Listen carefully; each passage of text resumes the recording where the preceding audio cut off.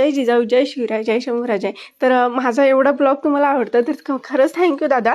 तर त्या दादाने मला काल DM मध्ये दिला. मी कालच ब्लॉग अपलोड नाही केला, तर ताई तुम्ही ब्लॉग का आज अपलोड केला नाही, मी खूप वेट केला. तर थँक्यू दादा. मी नक्कीच इथून पुढे ब्लॉग अपलोड करेन. आणि एका रीस्टार ह्यांनी पण कमेंट केली की तुम्ही यूट्यूबला अपलोड चालू करा ब्लॉग बनवणं. तर नक्कीच करणार आहे मी, पण थोड्या दिवसात वेळ लागेल थोडंसं, ते पण ट्राय करेल मी दादा. थँक्यू.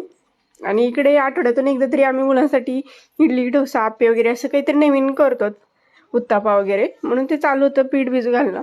आणि इकडे ताईंनी मी असं इडलीमध्ये पहिल्यांदाच मेथ्या भिजू घालणं बघत होते, तर ताईंनी ते भिजू घातलं. शिवांशला इकडे 1-1.5 महिना झालं सर्दी आहे.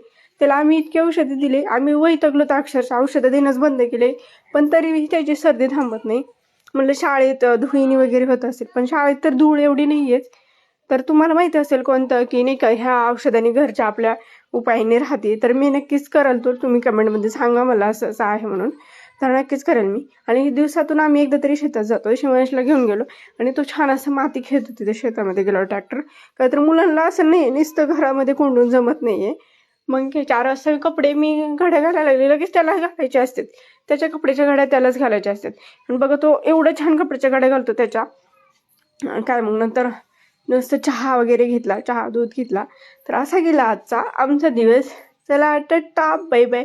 भेटू उद्याच्या व्हिडिओमध्ये. Bye bye.